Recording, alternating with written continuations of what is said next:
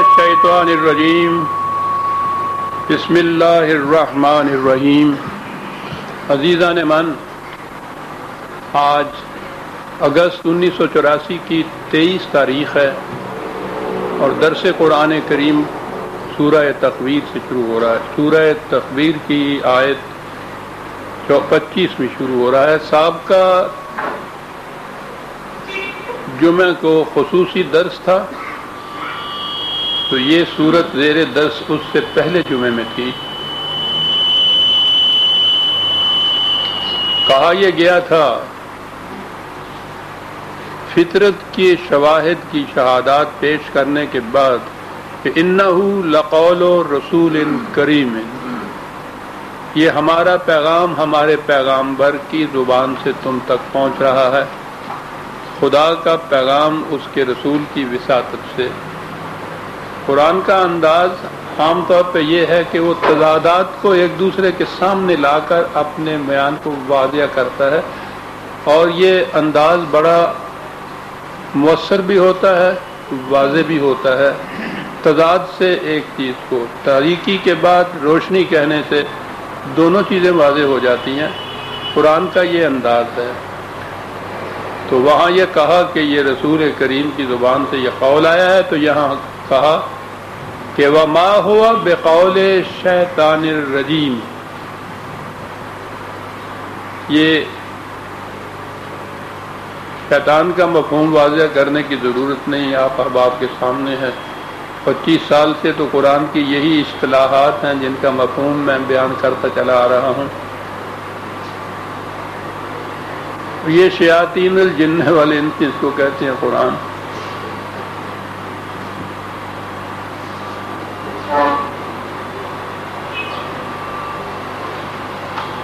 خدا کے پیغام کو، قرآن کو، وحی کو چھوڑ کر جو چیز بھی خلاف قرآن آئے گی وہ شیطان رجیم کا پیغام ہوگا۔ یہ سارا کچھ بیان کرنے کے بعد آپ کو اپنے ذہن میں مستحضر کرنا چاہیے جو پہلی صورتوں میں، پہلی آیات میں آ چکا ہوا ہے۔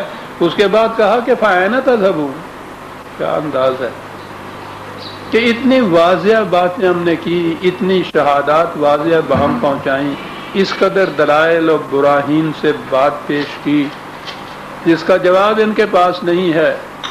ان سے پوچھو کہ پھر اور کس دروازے پہ دستک دے رہے ہو صاحب، اسے چھوڑ کر کہاں جا رہے ہو؟ یہ رسول اللہ صلی اللہ علیہ وسلم نے اپنے مخاطب قوم سے تو کہا ہی تھا، یہ تو ہم سے بھی کہا جا رہا ہے کہ اسے چھوڑ کے پھر تم کہاں جا رہے ہو۔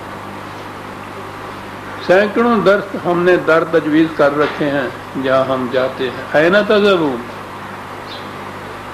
اور اس کے ساتھ ہی کہ اگر تم کہیں اور چلے جاؤ، کسی اور دروازے پہ چلے جاؤ، کسی اور آستان کے اوپر سجدہ ریز ہو جاؤ، اس سے خدا کا کچھ نہیں بگڑتا، اس قرآن کا کچھ نہیں جاتا۔ إِنْ هُوَ إِلَّا ذِكْرٌ لِّلْعَالَمِينَ، یہ تو پوری نوع انسانی کے لیے ضابطہ ہدایت بھی ہے، اور ذکر کے معنی آپ کو پتہ ہے شرف اور عزت اور تکریم کا موجب بھی ہے، یعنی ایسا ضابطہ ہدایت کہ جس کے اتباع سے شرف انسانیت حاصل ہو جاتا ہے۔ تم اس سے روگردانی کرو گے تو کوئی بات نہیں، دنیا کی کوئی اور قوم اس کو لے لے گی، اور قیامت تک کے لیے آخری پیغام ہے، جب بھی کوئی قوم اس کو لے گی وہی شرف حاصل کر لے گی۔ لمن شاء منکم ان یستقیم، جو بھی تم میں سے چاہے وہ سیدھا راستہ، متوازن راہ جو قرآن نے جس کی طرف رہنمائی کی ہے اسے اختیار کر لے۔ اب یہاں بھی آگے ایک چیز آتی ہے، اور اس سے پیشتر دو ایک مقام پہ اور بھی آ گئی ہے، اگرچہ وہاں میں نے بڑی وضاحت سے ان کی تشریح کر دی تھی، لیکن جب بھی کوئی پھر آیت آتی ہے دوبارہ تو کچھ نہ کچھ تشریح ضرور کرنا پڑتا ہے۔ قرآن کریم کا تعلیم کا نقطہ ماسکہ یہ ہے کہ انسان کو صاحب اختیار بنایا ہے ہم نے۔ راستے ہم نے دکھا دیے ہیں، انا ہدینا السبیل و اما شاکرا و اما کفورا، راستہ ہم نے دکھا دیا ہے، چوراہے پہ یہ کھڑا ہے، اس کے بعد اس کا جی چاہے تو صحیح راستہ اختیار کر لے، جی چاہے غلط اختیار کر لے، یہ اس کی اختیار کی بات ہے۔ آگے یہ کہ وہ جو راستہ اختیار کرے گا وہ کس منزل پہ پہنچائے گا، منزل نہیں یہ بدل سکتا، جس قسم کا راستہ اختیار کرے گا اس قسم کی منزل پہ پہنچ جائے گا، جو عمل کرے گا اس کا نتیجہ نکل آئے گا۔ گندم پہ روئے جاؤ سے جاؤ، جی چاہے اس کا تو گندم بو دے، جی چاہے جاؤ بولے، یہ اختیار تو ہے، لیکن یہ نہیں ہے کہ بوئے یہ گیہوں جاؤ اور اس میں سے فصل کاٹے یہ گندم کی۔ یہ ہے ساری تعلیم کا ملخص قرآن کا، یعنی بنیادی اساسی یہ چیز ہے، اس سے آگے تعلیم چلتی ہے قرآن کی۔ انسان صاحب اختیار ہے، من شاء جا جو من فمن شاء فلیکفر، جس کا جی چاہے ایمان لے آئے، جس کا جی چاہے اس سے انکار کر دے، سارا قرآن اس سے بھرا پڑا ہے۔ لیکن جب ہمارے دور ملوکیت میں یہ ارباب اقتدار کا استبداد اور ظلم اور جبر اور جور آیا تو اس کے لیے تو ان کے پاس کوئی وجہ جواز نہیں تھی، کوئی زیادہ دیر بھی نہیں ہوئی تھی صدر اول کو، کوئی 100 برس کی بات سمجھ لیجئے۔ تو ان کے ذہن میں یہ تھا کہ ان کے دل میں یہ خیال پیدا ہوگا کہ یہ جور اور جبر اور اس قسم کا استبداد یہ کیوں؟ اب اس کے لیے مذہب آیا ان کا ڈھال بننے کے لیے۔ سب سے پہلا غلط عقیدہ جو خلاف اسلام عقیدہ جو اسلام کے اندر داخل کیا گیا وہ ملوکیت کے اس تقاضے کی وجہ سے تھا، اور وہ یہ کہ انسان تو اپنے اختیار سے کچھ کر ہی نہیں سکتا، یہ تو سب کچھ خدا کی طرف سے ہوتا ہے، وہی ہوتا ہے جو منظور خدا ہوتا ہے۔ ان اللہ علی کل شیء قدیر، اور اس قسم کی آیت سب کچھ وہ کرتا ہے، اس کے حکم کے بغیر پتہ نہیں ہل سکتا۔ لہذا یہ جو جور اور جبر تم سمجھتے ہو یہ سلاطین کی طرف سے ہوتا ہے، یہ بیچارے کون ہیں یہ کچھ کرنے والے؟ یہ تو خدا کے ہاتھ میں کٹ پتلیاں ہیں، یہ خدا ان سے کہتا ہے کہ اس کو گولی مار دو، یہ گولی مار دیتے، وہ اس سے کہتا ہے کہ ان کو آغوش مرحمت میں لے لو، یہ اس کو لے لیتے ہیں۔ وہ یہ تو اس کے حکم کی تعمیل کرنے کے ذریعے ہیں بیچارے، ان کو کیوں مطعون کرتے ہو؟ ان کے کسی قسم کے کسی فیصلے، کسی حکم، کسی جبر کے خلاف دل کی گہرائیوں میں بھی اگر تمہارے ہاں کوئی شبہ پیدا ہو گیا، شکایت پیدا ہو گئی، تو یہ در حقیقت خدا کے خلاف شکایت ہوگی، کیونکہ یہ اس کا حکم ہے جس کی بجاوری یہ کر رہے ہیں۔ یہ عقیدہ وضع کیا گیا جسے تقدیر کا وظیفہ کہتے ہیں، اور جیسا کہ میں پہلے بھی عرض کر چکا ہوں، 5 ارکان ایمان کے تو قرآن نے بتائے تھے، اللہ پر ایمان، اس کے رسولوں، ملائکہ پر ایمان، رسولوں پر ایمان، کتابوں پر ایمان، آخرت پر ایمان، سارے قرآن میں یہی ہے۔ اور اس دور میں پھر قرآن پہ اضافہ ہوا والقدر خیرہ و شرہ من اللہ تعالی، یہ 6واں جزء بن گیا ایمان کا کہ یہ سب خدا کی طرف سے ہوتا ہے۔ یہ جبر کا عقیدہ، تقدیر کا عقیدہ، یہ آپ کے ہاں جزو ایمان بنا دیا گیا۔ اس کے بعد اب آپ دیکھیں گے یہ 6 ہیں اجزائے ایمان آپ کے ہاں، 5 اللہ کے مقرر کیتے ہوئے، 6واں یہ ملوکیت کا مقرر کردہ، اور یہ آپ کے ہاں چل رہا ہے، لکھا بھی یہی جاتا ہے، پڑھایا بھی یہی جاتا ہے، آپ سے دہرایا بھی یہی جاتا ہے۔ پختہ تر کر دو، اتنا دہراؤ اس عقیدے کو کہ جبر ان کی نس نس میں چل جائے، کیونکہ ملوکیت تو اس کے بعد جو چلی ہے تو آج تک مسلمانوں کے ہاں وہی چلی آ رہا ہے۔ اس کے لیے جواز ہی یہ ہے کہ یہ تو سب خدا کے حکم سے ہو رہا ہے، اور جب یہ صورت ہو جائے تو قرآن کی ساری تعلیم کا محل مسمار ہو جاتا ہے۔ وہ تو مکافات عمل ہے کہ جیسا کرو گے اسی کے مطابق تمہیں نتیجہ بھگتنا پڑے گا۔ اچھے کام خدا کی طرف سے اس کا بدلہ حسنات، خوشگواریاں، اس کے خلاف کام اس کے لیے تباہیاں۔ یہ ہے سارا قرآن کی ساری تعلیم کا ملخص، یہ ہے بنیاد، یہ ہے کہ عمل کے مطابق نتیجہ. اور اگر انسان سے کہا جائے کہ یہ اپنے عمل میں صاحب اختیار ہے ہی نہیں، یہ اپنی مرضی اپنے ارادے سے کچھ کر ہی نہیں سکتا، یہ تو وہ گھوڑا ہے جس کی لگام جو ہے سوار کے ہاتھ میں رکھی ہوئی ہے، وہ دائیں کو موڑے وہ دائیں کو مڑ جاتا ہے، بائیں سے چاہے بائیں کو مڑ جاتا ہے. گھوڑے کا کیا اختیار ہے اس کے اندر کہ بائیں کو کیوں مڑا تھا؟ وہ کہے گا لگام کھینچنے والے سے پوچھو. یہاں لا کے رکھ دیا مسلمان کو. آج تک اسی لیے مسلسل وہ عقیدہ چلا آ رہا ہے کہ مسلسل ملوکیت آپ کے یہاں چلی آ رہی ہے، استبداد چلا آ رہا ہے، جور اور جبر چلا آ رہا ہے. اب قرآن کریم میں جہاں یہ چیزیں آئی تھیں وہاں کیا کیا جائے؟ اب وہاں اس کے مفہوم کو بدلا گیا. جہاں اس نے خود انسانوں کے لیے کہا تھا من یشاء، وہ کہا کہ نہیں، یہ مطلب یہ ہے کہ من یشاء خدا جس کو چاہے وہ یہ کر سکتا ہے.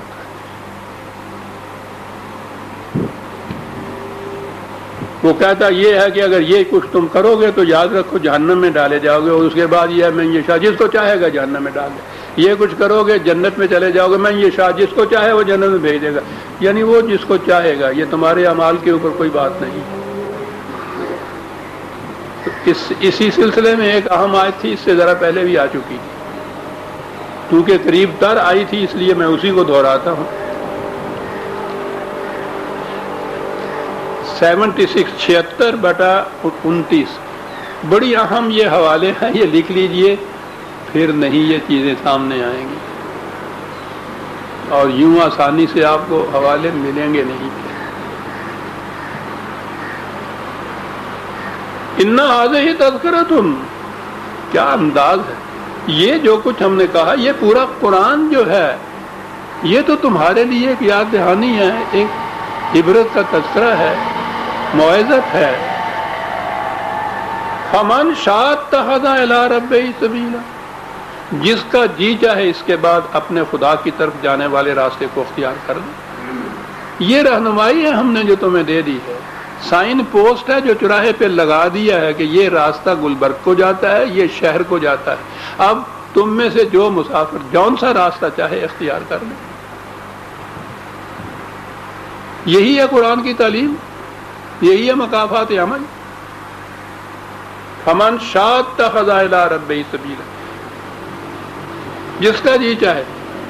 آگے ہے وما تشاءون الا ان یشاء اللہ، اور اس کا ترجمہ اور تفسیر کی گئی. پہلے سن لیجئے، من شاء، فمن شاء اتخذ، جس کا جی چاہے خدا کی طرف جانے والا راستہ اختیار کر لے. پھر میں یہ عرض کروں گا، آپ محروم ہو رہے ہیں قرآن کی تعلیم سے. نسخے قرآن کے آپ کے سامنے ہوتے تو آپ دیکھتے ہیں الفاظ کو.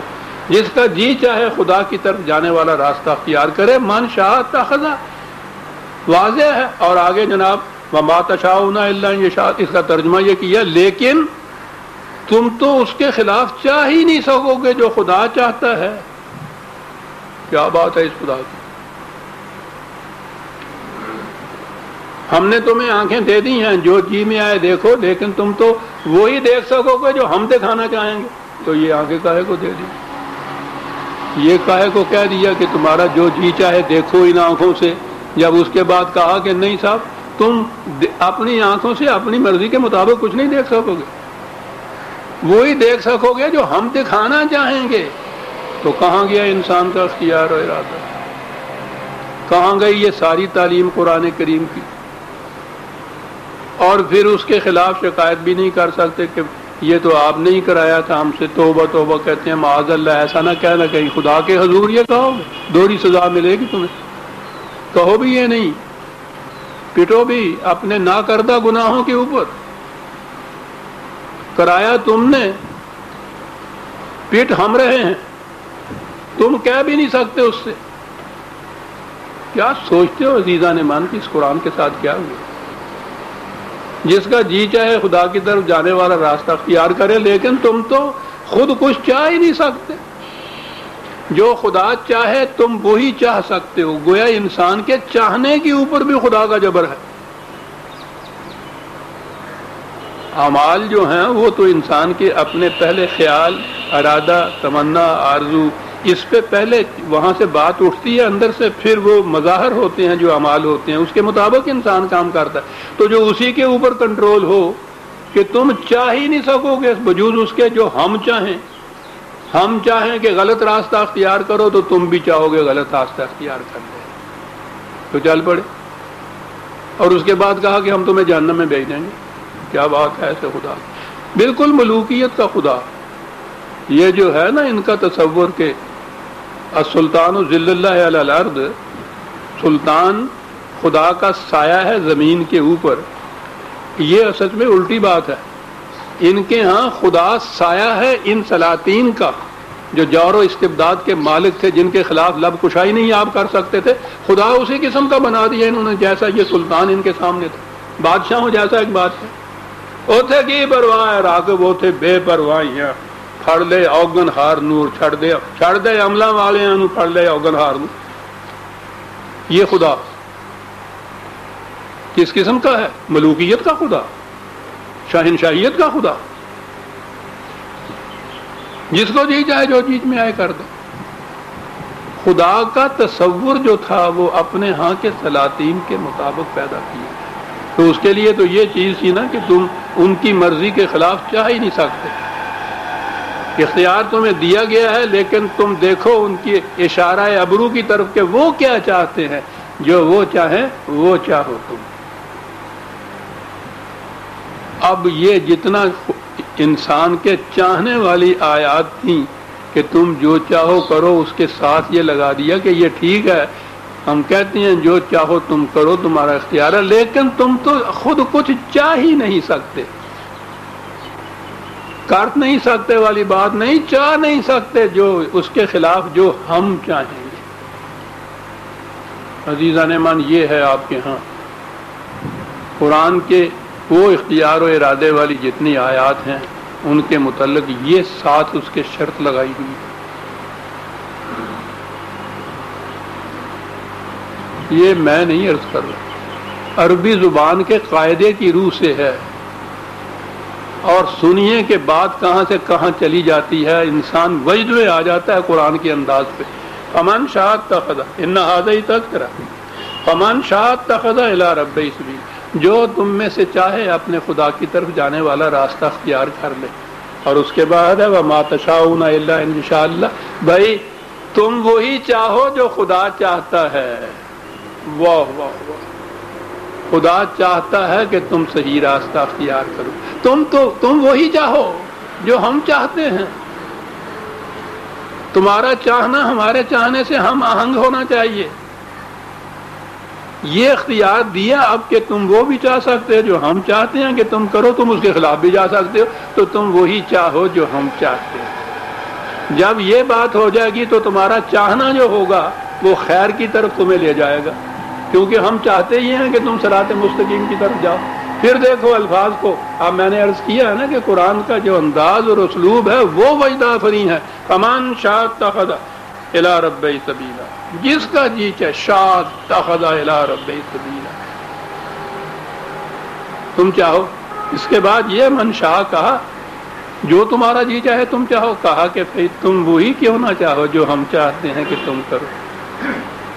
اب یہی معلوم کرنا رہ گیا کہ خدا کیا چاہتا ہے کہ ہم کریں، اور یہ متعدد مقامات پہ کہ ہم تو تم سے ایمان ہی چاہتے ہیں، صحیح راستے پہ چلنا سکھاتے ہیں۔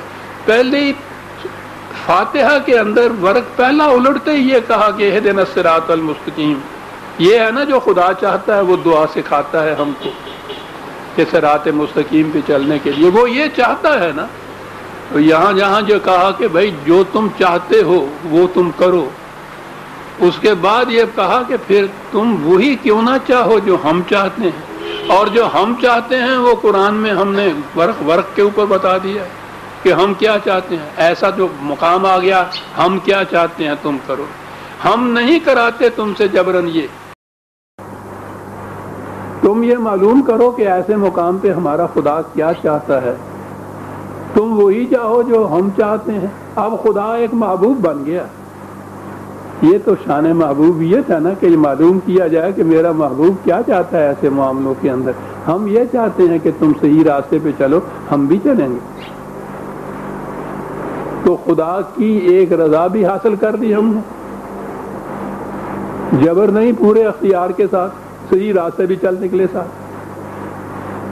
اور وہ اس نے کہہ دیا کہ ہم یہ چاہتے ہیں کہ تم صحیح راستہ اختیار کرو. اختیار کرو گے تو منزل مقصود پہ پہنچ جاؤ گے. اختیار کیا، منزل مقصود پہ بھی پہنچ گئے، خدا کی مشیت کے ساتھ ہم آہنگی بھی ہو گئی، اس محبوب کے نظروں کے اندر ہم پسندیدہ بھی ہو گئے. شاباش، تم نے وہی چاہا جو ہم چاہتے ہیں. یہی ہونا چاہیے تھا. کیا انداز! یہ عربی زبان کی روح سے یہ معنی ہیں ان آیات کے. انہی کے ہاں کے لغت اور انہی کے ہاں کی کتابوں کے اندر یہ معنی دیے ہوئے ہیں اس انداز میں جو بات آتی. میں نے اپنے لغت میں لکھا ہے یہ ما تشاؤون. اب بات صاف ہو گئی. لیکن یہ بات جب صاف ہوئی تو پھر ملوکیت جو ہے وہ ختم ہو گئی درمیان میں سے. تم یہ نہ چاہو کہ یہ جو بیٹھا ہوا اقتدار کی کرسی پہ جو یہ چاہتا ہے تم وہ چاہو جو ہم چاہتے ہیں. اس کے الرغم چاہو. یہ کہے تو کہو کہ تمہارا چاہنا نہیں ہے، خدا کا چاہنا ہے، ہم اس کے مطابق کریں گے. ہم وہ چاہیں گے جو ہمارا خدا چاہتا ہے، اور وہ چاہتا یہ ہے کہ تمہیں اقتدار کی کرسی سے الگ کر دیا جائے. کیسے برداشت ہو سکتا تھا؟ یہ خود بدلتے نہیں، قرآن کو بدل دیتے ہیں. قرآن بدلا ہوا ہے آپ کا. کوئی ترجمہ اٹھا کے دیکھیے گا یہی وہاں آپ کو ملے گا. جس کا جی چاہے خدا کی طرف جانے والا راستہ اختیار کرے، چاہے جو تم چاہو. لیکن تم چاہو گے ہی نہیں سوائے اس کے جو خدا چاہتا ہے. یہ ترجمہ آپ کو ملے گا. اسی ترجمے کے اوپر مبنی پھر تفاسیر آپ کو ملے گا. یہی آیت یہاں ہے عزیزان مان. ان هو الا ذکر للعالمین. نو انسانی کے لیے یہ تذکرہ ہے. لمن شاء منکم ان یستقیم. اس کے لیے یہ ہے رہنمائی جو چاہتا ہے کہ وہ صراط مستقیم پہ چلے، جو چاہتا ہے کہ وہ صحیح راستے پہ چلے. وہ چوراہے پہ کھڑا ہو کے یہ دیکھے گا کہ یہ کدھر سے یہ اس نے اشارہ دیا ہے. جو چاہتا ہی نہیں صراط مستقیم پہ جانا تو اس کے لیے فائدہ ہی کچھ نہیں ہے. چوراہے پہ یہ آپ سائن پوسٹ لگائیے نہ لگائیے، اس نے تو اپنی مرضی سے راستہ اختیار کرنا ہے، اس اشارے کے مطابق نہیں چلنا ہے. جو چاہے تم میں سے. اور آگے جو ہے وہ ما تشاؤون الا ان یشاء اللہ، کہ تم نہیں چاہ سکتے بجوز اس کے جو خدا چاہے. تو پھر وہی بات جو میں نے ابھی اس آیت میں کہی ہے. میں نے عرض کیا کہ 2-3 مقامات میں بھی یہ آیا تھا. تم وہی چاہو. پہلے یہ چیز کہ تم یہی چاہو گے. اب چاہنا تمہارا اپنا ہے، ہم اس میں دخل نہیں دیتے. تمہاری مرضی ہے، جون سا راستہ جی چاہے اختیار کرو. ہم چاہتے وہ یہ ہے کہ تم صحیح راستہ اختیار کرو. تو تم بھی وہی چاہو جو ہم چاہتے ہیں. کیا بات ہو گئی! کون سا رب؟ ان یشاء اللہ ہو رب العالمین. یہ ذکر للعالمین ہے، وہ رب العالمین ہے. تمام نوع انسانی کی ربوبیت کرنے والا، نشو و نما کرنے والا، پرورش کرنے والا وہ ہے خدا. تم وہی چاہو جو وہ چاہتا ہے. بات صاف ہو گئی. اور سورہ تکویر کی یہ آخری آیت. اب اس کے بعد سورہ الانفطار 82ویں سورت شروع ہوتی ہے. بسم اللہ الرحمن الرحیم. اذا السماء انفطرت واذا الكواكب انتثرت واذا البحار فجرت واذا القبور بعثرت علمت نفس ما قدمت واخرت. وہی انداز جو پچھلی سورتوں میں چلا آ رہا ہے. آپ کو معلوم ہے کہ پچھلی صورتوں میں یہی کچھ تھی. میں نے بتایا تھا یہ کہ یہ آخری 2 پاروں کی صورتوں میں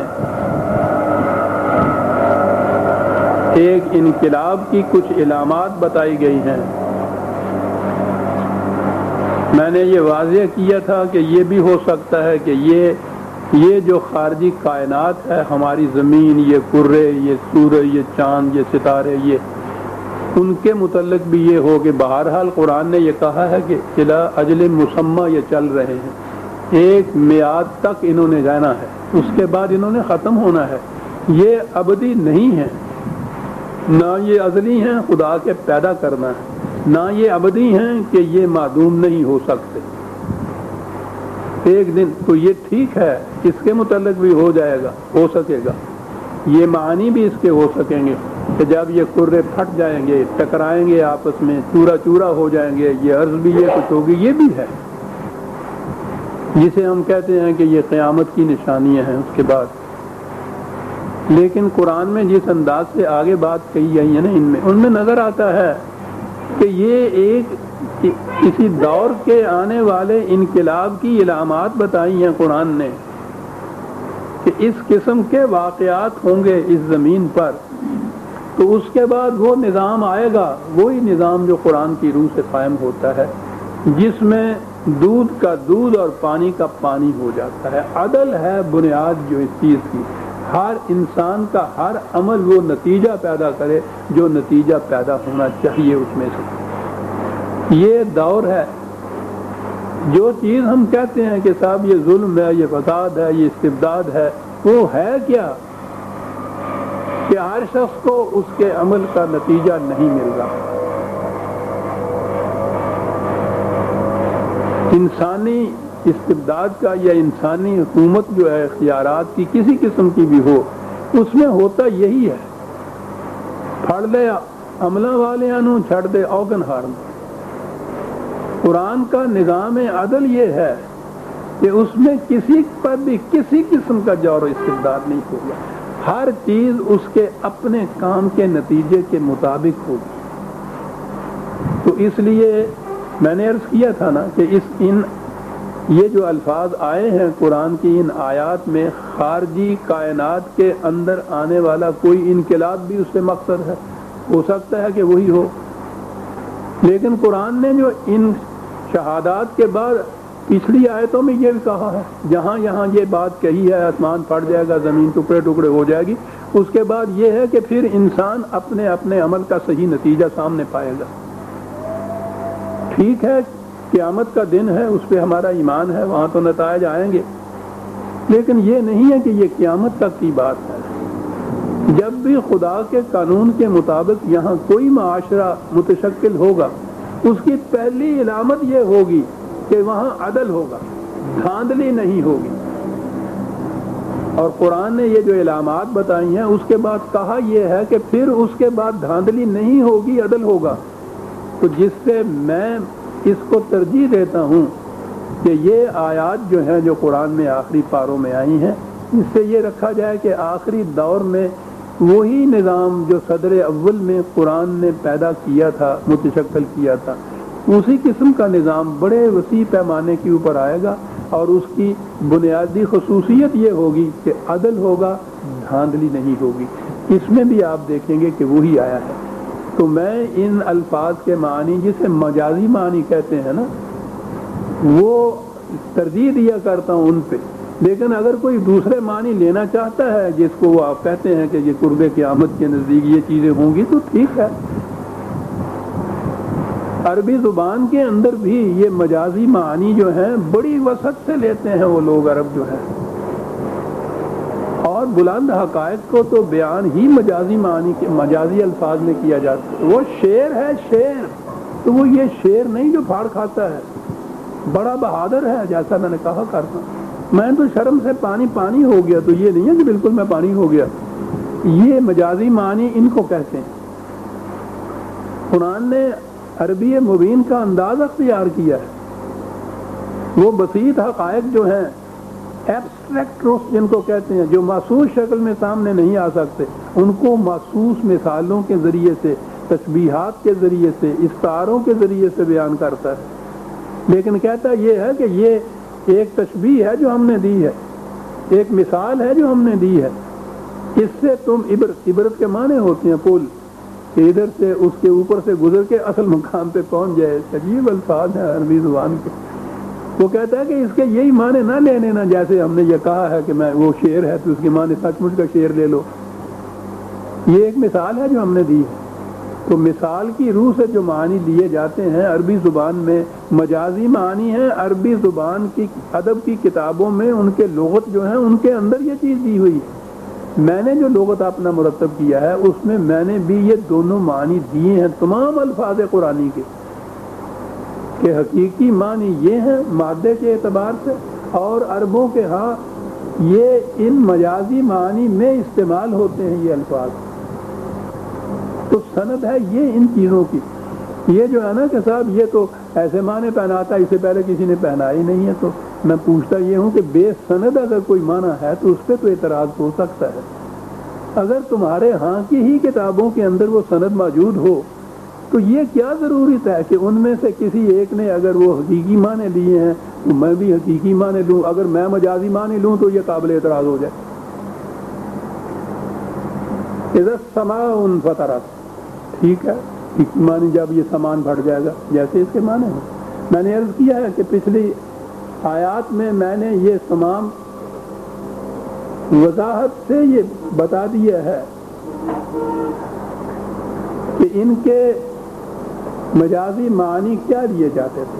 بڑے بڑے سردار، یہ قرآن نے تو بتایا یہ ہے نا کہ ٹکراؤ یہ ہوگا. یہ بڑے بڑے سردار جن کو یہ کہتے ہیں تھم اور ستون جن کو یہ کہا جاتا ہے معاشرے کا،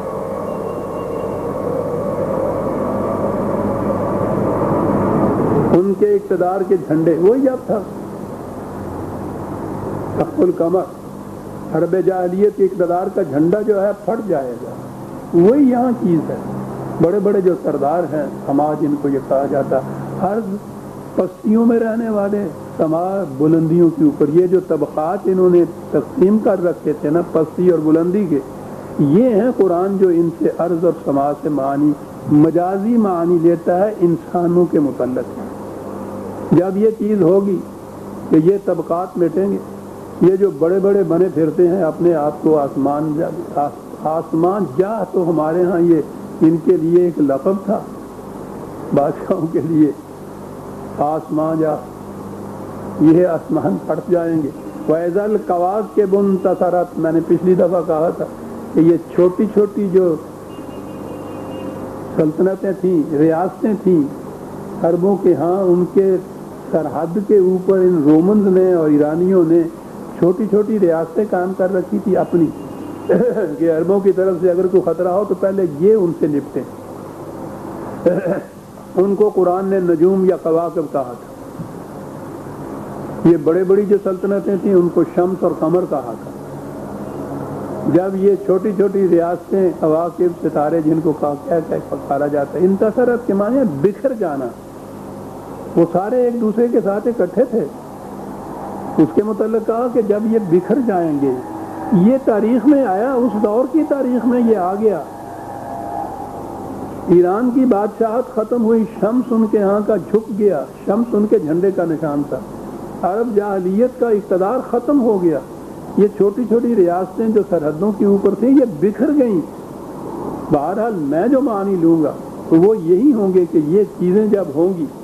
وَإِذَا الْبِحَارُ فُجِّرَتْ، اس زمانے میں سمندر جو تھا وہ چھوٹی چھوٹی ان کی کشتیاں ہوتی تھیں، وہ کنارے کنارے کہیں چلا کرتی تھی، اور سمندروں کا ایک دوسرے سمندروں کے ساتھ مل جانا اور ان جہازوں کا اس طرح سے جانا ذہن میں نہیں تھا. پچھلی صورت میں بھی یہ آیا ہوا ہے سمندروں کے متعلق. یہ بھی ہے کہ اس دور کے اندر اتنے وسیع ہو جائیں گے کہ وہ ایک دوسرے کے ساتھ مل جائیں گے، پھٹ جائیں گے اپنے اپنے کناروں سے. وَإِذَا الْقُبُورُ بُعْثِرَتْ، اس کے معنی یہ کیے جاتے ہیں کہ قبریں جب کھولی جائیں گی، وہ قیامت کی بات ہے. یہ قبر کے معنی مدفون چیزیں ہیں. زمین کے مدفون خزانے جب ابھار کر اوپر لائے جائیں گے، کھودی جائے گی زمین، اس کے دفینے جتنے بھی ہیں، زمین کے اندر جو کچھ ہے، آج جتنا بھی باہر کی قوتیں ہیں وہ اس میٹیریل کے زور پہ قائم ہیں جو زمین کے اندر سے کھودا جا رہا ہے. یہ جو ایٹم بم بن رہے ہیں یہ آسمان سے کوئی چیز نہیں لی جا رہی. یہ جو معدنیات کی قسم کی چیزیں جو ہیں یہ وہ ہیں جن سے یہ وہاں سے نکالتے ہیں اور پھر یہ چیز کہ فلاں قوم میں فلاں ملک میں یہ چیز ہے، پوچھو نہیں اس کی وجہ سے اس کے اقتدار کی حالت کیا ہو جاتی ہے۔ جب یہ چیزیں اس زمانے میں کھود کے نکالتا کون تھا؟ اور خود اس عرب کے اندر دیکھ لیجئے، اس زمانے میں اگر یہ کھودنے والی بات کہیں ان کے ذہن میں آ جاتی، یہ جو زرے سیال وہاں سونا بہتا ہوا نکل رہا ہے، آپ اندازہ لگائیے اس کا۔ اور دنیا کی یہ جتنی جنگیں ہیں وہ تو ان کی وجہ سے اب زیادہ ہو رہی ہیں۔ تو یہ جو زمین کے دفائن ہیں، جو چیزیں مدفون ہیں اس کے اندر، جب زمین کھو دی جائے گی اور اس میں سے یہ نکالے جائیں گے، یہ کیوں نہ مانی لیے جا سکے اس کے؟ جب میں نے کہا تھا کہ نظر آتا ہے کہ ہمارا دور جو ہے اس میں یہ نشانیاں قریب قریب پوری ہو رہی ہیں، یہ سارا کچھ کہنے کے بعد پھر وہیں آ جائیے کہ اگر یہ چیز محض طبی کائنات کی ہے، زمین پھٹ جائے گی، آسمان کے ٹکڑے ٹکڑے ہو جائیں گے، یہ جو کرے آسمان کے ہیں ستارے مان پڑ جائیں گے، اس کا تعلق انسان کے اعمال سے نہیں ہو سکتا۔ یہاں یہ کچھ کہنے کے بعد کہا کہ علمت نفس ما قدمت و اخرت، اور پھر اس کے بعد پھر وہ دور آئے گا جس میں ہر فرد جان لے گا کہ اس نے کیا کیا ہوا ہے، کیا وہ آگے لایا ہے، کیا اس نے پیچھے چھوڑا ہے۔ تو یہ تو پھر وہی نظام عدل ہے جس کے قائم ہونے کی یہ ساری علامات اور نشانیاں ہیں۔ میں نے تو اپنے یہاں یہی لکھا کہ وہ جو قرآن نے کہا تھا نا کہ ہم نے اپنا رسول اور کتاب بھیجی، دین الحق بھیجا لیظہرہ علی الدین کلہ، تاکہ یہ باقی نظام ہائے کائنات پر غالب آ کے رہے۔ تو ایک دور تو وہ تھا جس میں وہ چھوٹے سے پیمانے پر صحیح صدر اول نے اسلام کے، وہ اس زمانے کے نظاموں کے اوپر غالب آ کر رہا تھا۔ سب سے بڑا نظام تو عرب کا تھا، اس کا ایران کا تھا، ختم کر کے رکھ دیا، ملوکیت ہی ختم کر دی، ایران کی شاہنشاہیت ختم کر دی۔ کیسر کے ہاں کے جتنی تھی ایسی ریاستیں ان کی سرحدوں کے ساتھ ملتی تھیں، ان کو ختم کر کے رکھ دیا۔ یہ اس دور میں یہ ہیں وہ علامات جو نظر آ رہی ہیں۔ اس دور میں یہ ہوا تھا کہ دین حق باقی ادیان، یاد رکھیے یہ جو ہم کہیں ہیں نا کہ اسلام سب سے بڑا افضل مذہب ہے اور مذاہب عالم پہ اس سے برتری حاصل ہے، اور ہمارے مناظرے ہوتے ہیں مذہب پہ، اسلام تو مذہب ہے ہی نہیں، یہ تو دین ہے، یہ تو نظام ہے۔ کمیونزم ایک نظام ہے، سرمایہ داری کیپٹلزم ایک نظام، مغرب کی ڈیموکریسی ایک نظام ہے، ڈکٹیٹرشپ ایک نظام ہے، یہ نظام ہے۔ اس کے لیے عربی زبان میں دین کا لفظ آتا ہے۔ تو یہ دین الحق جو ہے، حق پہ مبنی نظام، جو کتاب خداوندی کی روح سے ارسل رسولہ بالہدیٰ ودین الحق لیظہرہ علی الدین کلہ، تو ایک دفعہ تو یہ اس دور میں ہو گیا جو عہد محمد رسول اللہ والذین معہ صلی اللہ علیہ وسلم ورضی اللہ تعالیٰ عنہم اجمعین، ان کے دور میں یہ ہو گیا تھا۔ اب اس کے بعد ہم نے چھوڑ دیا قرآن کو، تو پھر ہم پلٹ گئے اسی دور جاہلیت کی طرف۔ اسلام کا نظام ہی نہ رہا تو اس کا دوسروں نظاموں پہ غالب آنے کا سوال ہی پیدا نہیں ہوتا تھا۔ پھر تو یہ جاہلیت کا نظام تھا، جیسا باقی دنیا کا نظام ویسا ہی ہمارا نظام۔ قرآن یہ جو دعویٰ ہے قرآن کا یہ غالب آ کر رہے گا، تو یہ اسی دور کے لیے تو نہیں تھا، یہ تو ذکر للعالمین ہے، یہ تو قیامت تک کے لیے ایک نظام تھا۔ تو اس کا غالب آنا قرآن نے مضبوط رکھا ہے، یہ آئے گا غالب۔ تو اس لیے یہ جو علامات بتائی ہے قرآن نے، نظر آتا ہے کہ ان کے بعد، اور یہ درس میں اتنا وقت نہیں ورنہ میں یہ عرض کروں، ایک میرا مقالہ ہے کہ کیا اسلام ایک چلا ہوا تھا اور کارتوس ہے، کہ اب اس میں یہ قوت ہی نہیں رہی کہ دوبارہ یہ زندہ ہو جائے اور دوبارہ یہ غلبہ حاصل کرے۔ میں نے اس میں ثابت کیا ہے کہ دنیا میں جتنے نظام ہیں ان نظام کے حاملین اپنے اپنے نظام سے تنگ آئے ہوئے ہیں۔ ان کے ہاں کے فلاسفر دانشور جو ہیں وہ تلاش میں ہیں کسی اور نظام کی، اور ان کے ہاں جو اس نظام کی نشانیاں وہ بتاتے ہیں کہ وہ اس قسم کا ہونا چاہیے، وہ ساری نشانیاں قرآن میں ہیں کہ یہ نظام اس قسم کا ہے۔ میں نے اس میں لکھا اور بھی ہے میرے مقالے. دنیا نظام محمدی کے لیے تڑپ رہی ہے, انسانیت کا آخری سہارا, وہ اسی موضوع پہ ہے کہ یہ دنیا کے بڑے بڑے دانشور وہ اس کے لیے جیسے تڑپ رہے ہیں. میں نے کہا واقعی ان کی تحریروں سے یہ معلوم ہوتا ہے کہ تڑپ رہے ہیں, لیکن کوئی ان کو دکھانے والا نہیں ہے, بتانے والا نہیں ہے. اس لیے اس کے بعد جب بھی وہ اپنے عقلی تجارب کی روح سے جب وہ آگے بڑھیں گے تو ان کو خود نظر آئے گا کہ یہ ہے وہ نظام جو قرآن نے انسانوں کے لیے متعین کیا تھا, اس کی ہمیں تلاش ہے. تو قرآن نے تو یہ کہا تھا نا کہ یہ ضروری نہیں کہ تمہاری ہی قوم کے لیے یہ مخصوص ہو, دنیا کی جو قوم بھی اس کو عقل و فکر کی روح سے قبول کرے گی اس کے نتائج اس کے سامنے آ جائیں گے. علمت نفس ما قدمت وآخر, ہر فرد یہ دیکھ لے گا کہ اس کے عمل کا نتیجہ کیا ہے. بھئی یہی ہے نظام, یہی چاہتے ہیں, ساری دنیا یہ چاہتی ہے اس وقت. سمجھ میں نہیں ان کے آ رہے کہ یہ نظام کس طرح سے قائم ہوگا. قرآن بتاتا ہے, نظام بھی بتاتا ہے اور یہ بھی بتاتا ہے کہ کس طرح سے یہ قائم ہوگا. اور یہ کہنے کے بعد پھر وہی بات آ گئی, انسان سے کہا گیا یا ایھا الانسان ما غرک بربک الکریم, اے انسان تو جو خدا کے بالمقابل خدا بن کے کھڑا ہے, وہ کون سی چیز ہے جس نے تجھے فریب دے دیا ہے یہ کہ خدا کے بالمقابل تو کھڑا ہو سکتا. یہ غرہ کا فریب بھی ہے, اس بات نے تجھے فریب دے دیا, اور اس کے معنی جرت کے بھی ہوتے.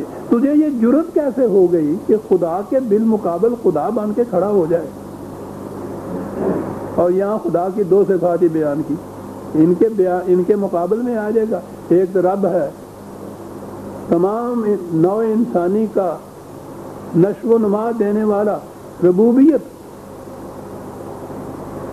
کون سا انسان یا کون سی قوم ہے جو یہ دعویٰ کر سکتی ہے کہ ہم ربوبیت عالمینی کے ضامن ہیں, اور پھر وہ ربوبیت نشو و نما دینا کیا بات ہے. قرآن کی الکریم جہاں جو لفظ لایا ہے, آپ کسی محتاج کو ایک وقت میں روٹی دے دیتے ہیں, 4 پیسے دے دیتے ہیں, بڑے بن جاتے ہیں اپنے ذہن کے اندر, وہ محتاج ہو جاتا ہے آپ کا, اس کی غیرت کو ٹھیس لگتی ہے. یہاں وہ رب ہے دینے والا, جو رب بھی ہے کریم بھی ہے, کہ کسی کو جتاتا تک نہیں ہے, احسان نہیں رکھتا اس کے سر کے اوپر کہ میں تجھے دے رہا ہوں.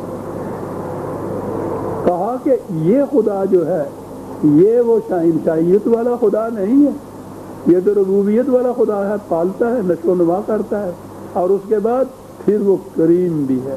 عربوں کے ہاں جتنے بھی شرف انسانیت کی خصوصیات تھیں ان کو ایک جگہ جمع کیا جائے تو اس کے لیے لفظ یہ کریم آتا تھا.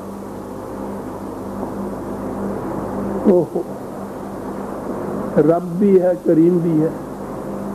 کون سی چیز ہے اس کے متعلق جو تمہیں دھوکے میں رکھ رہی ہے کہ وہ یہ نہیں میں ہوں؟ کون سی بات ہے جس سے تمہیں یہ جرت ہو گئی کہ اس کے مقابلے میں کھڑے ہو جاؤ, چھاتی بھی یاد رکھ کے کہ تو نہیں خدا, ہم خدا, انا ربکم الاعلی, ہم ہیں وہ. کون سی بات یہ ہے؟ پہلے ابتدا کہا کہ تم ذرا سوچو اپنی یہ جو انسانی خلقت میں, انسانی پیکر میں جو تم لگے پھرتے ہو, چلے پھرتے ہو, اس کی حیثیت کیا ہے خلاقہ کا. آپ کو معلوم ہے کہ قرآن نے ایک لفظ خلق ہے اور ایک ان کے ہاں امر کا لفظ ہے قرآن کا. عجیب چیز. اور شاید میں نے یہ بھی بتایا تھا, رنجل پیریسن ایک بہت بڑا فلاسفر ہے, اس نے یہ لکھا ہے کہ عربی زبان اس اعتبار سے بڑی ایڈوانٹیجس پوزیشن میں ہے کہ اس کے ہاں 2 لفظ ہیں کریشن کے لیے, تخلیق کے لیے. ان کے ہاں 2 سٹیجز ہیں, ایک امر کی سٹیج ہے اور ایک خلق کی سٹیج ہے. ہماری زبان میں یہ نہیں ہے. وہ یہ کہتا ہے کہ ہماری زبان محتاج. یہ قرآن ہے, یہ جو کچھ بھی کائنات ہے بلکہ اس میں انسان بھی شامل ہے, یہ کسی زمانے میں کسی وقت میں نہیں تھا نا. نتھنگنیس جس کو کہتے ہیں, عدم تھا, کچھ نہیں تھا. عدم سے وجود میں کسی شے کو لانا تصور ہی نہیں آ سکتا کسی. یہ خدا کا عالم امر ہے کہ جس میں یہ مرحلہ طے کرتی ہے اذا اراد بشیء فیقول له کن فیکون. خدا کے ارادے سے اس کا آغاز ہو جاتا ہے اور اس کے بعد پھر وہ اس کائنات میں وہ آ جاتا ہے. اس کائنات میں آنے کے بعد جتنے قوانین فزیکل لاز سبھی قوانین ہیں پھر وہ اس کے تابع آ جاتا ہے. باقی سارا کچھ ان قوانین کے ماتحت ہوتا ہے جو اس کائنات میں خدا نے فزیکل قوانین بتا دیے. عالم امر میں کوئی قانون نہیں ہے, کاز اینڈ ایفیکٹ نہیں ہے, علت و معلول نہیں ہے. وہاں خدا کا ارادہ کارگر ہو رہا ہے, وہی عالم امر اس کو کہا گیا ہے. یہاں آنے کے بعد پھر وہ قوانین جو ہیں تبھی ان کے تابع ہے. یہاں کے لیے لفظ خلق ہے. خلق کے معنی ہوتا ہے مختلف چیزیں جو موجود ہیں ان میں صحیح پروپورشن یا تناسب سے ان کو اکٹھا کیا جائے اور ایک نئی چیز اس میں پیدا ہو جائے. اب یہ چیز نتھنگنیس سے عدم سے وجود میں نہیں آئی, شکل تو اس کی دوسری پیدا ہو گئی. ہائیڈروجن اور آکسیجن کے دو حصے ملانے سے پانی کا قطرہ بن جاتا ہے. ہائیڈروجن بھی گیس, آکسیجن بھی گیس, ان کی دونوں کی الگ الگ پراپرٹیز ہے. ایک جلانے والی ہے, ایک جلانے میں مدد دینے والی ہے, لیکن جب انہیں کسی خاص تناسب سے اکٹھا کیا جاتا ہے تو اس سے پانی کا قطرہ وجود. یہ پانی ہائیڈروجن اور آکسیجن کے اس طرح اکٹھے کرنے سے بنتا ہے. نئی چیز, ویسے تو یہ نئی چیز بنتی ہے, عدم سے وجود میں نہیں آئی. ہائیڈروجن اور آکسیجن وہ آئی ہیں عدم سے وجود میں. اب یہ جو مرحلہ ہے جس میں ان چیزوں کے صحیح تناسب سے نئی نئی چیزیں ہم کہتے ہیں نا وجود میں آتی ہیں, یہ بنتی ہیں, یہ خلق ہے, یہ تخلیق ہے. انسان تخلیق کر سکتا ہے, انسان عدم سے وجود میں نہیں کسی شے کو لا سکتا. خود انسان بھی قرآن نے کہا ہے کہ تخلیق ہے. کیا بات ہے قرآن کی, خلق کا تخلیق کا امر ہے. وہ شاید جس سے یہ دو چیزیں مل کے یہ اب آگے جنین کی بات آ گئی نا کہ عورت کے رحم کے اندر وہ کس طرح سے دو جرثومے ملتے ہیں, ان سے آگے پھر وجود پذیر ہوتی ہے تیسری چیز. یہ خلق ہے. وہ جو دو ابتدائی جرثومے ہیں وہ خلق کا نتیجہ نہیں ہے, خدا کے امر کا نتیجہ ہے. اس نے اس میں یہ خصوصیت پیدا کی ہے کہ یہ اس طرح سے ملیں اور تیسری چیز پیدا ہو جائے. یہ تخلیق ہے. خلق کا کیا بات ہے.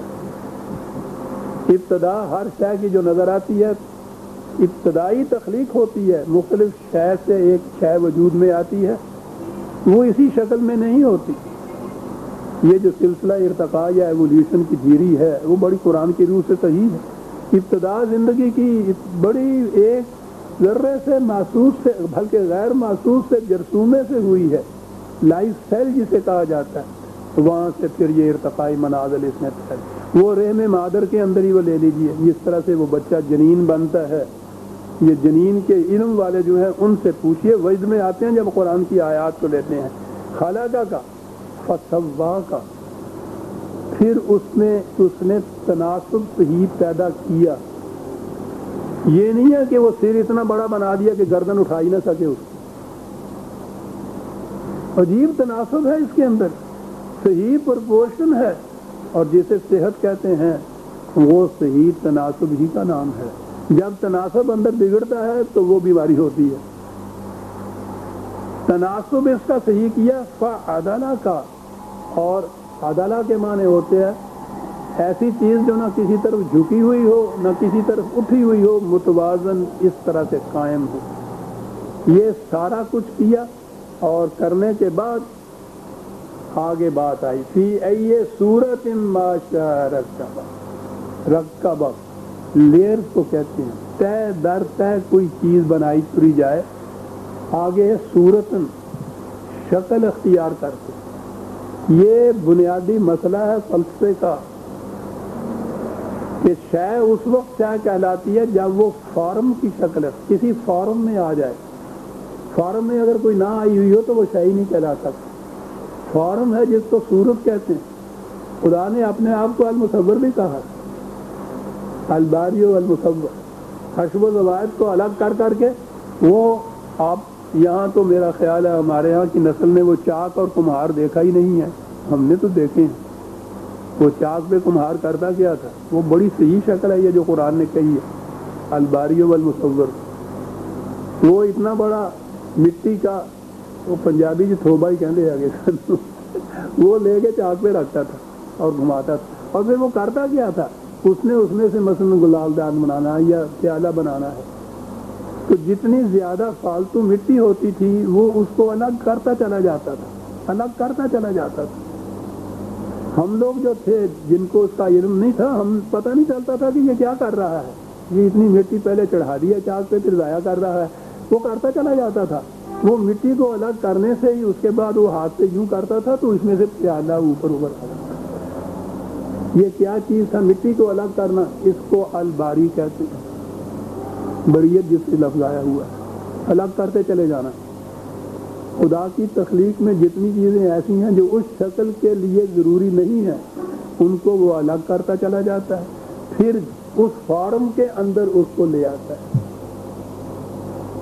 اب آپ غور فرمائیے یہ 4 مراحل جو قرآن نے بیان کیے ہیں، یہ علم جنین والے جو ہیں ان کی کتابیں پڑھ کے دیکھیے، وہ وجد میں آ جاتے ہیں کہ 1500 سال پہلے عرب کی زرزمین میں جہاں علم کی روشنی بھی نہیں گئی تھی، ابھی تو باقی دنیا میں بھی علم جنین نہیں آیا تھا، معلوم ہی نہیں تھا.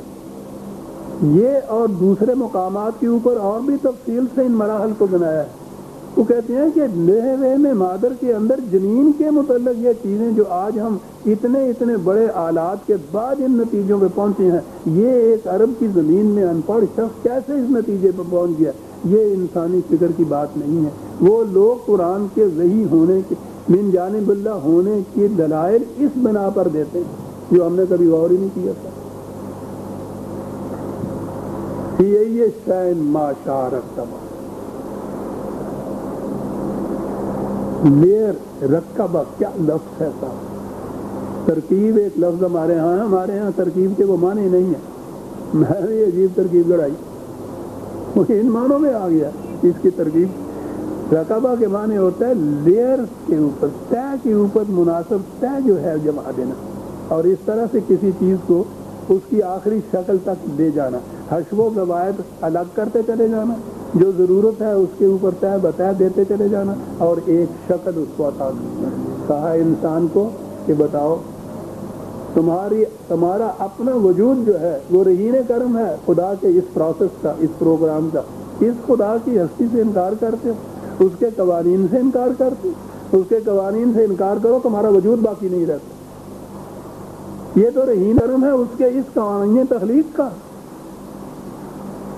اور اس کے بعد اس سارے قصے کو الدین کہا. ایک پروگرام، ایک پروسیس، ایک نظام. کلا بل تکذبون بالدین، کاز اینڈ ایفیکٹ، علت و معلول سے ایک نتیجہ پیدا ہونا. آکسیجن اور ہائیڈروجن کے ساتھ مل کے جو پانی کا قطرہ ہے وہ الدین ہے. اس کے معنی ہوتا ہے نتیجہ کسی عمل کا، جزا جسے ہم کہتے ہیں. تو کیا تم پھر قانون جزا سے، نتیجہ پیدا کرنے والے قانون سے، کاز اینڈ ایفیکٹ کے قانون سے انکار کرتے ہو؟ یہ تو تمہاری ہستی اس کی رہین کرم ہے خدا کے اس قانون کی. اس قانون سے انکار کرتے ہو، اپنی ذات سے انکار کر رہے. قرآن ہے عزیز عالمان تکذبون بالدین، اور اس سے آگے وہ لے آیا.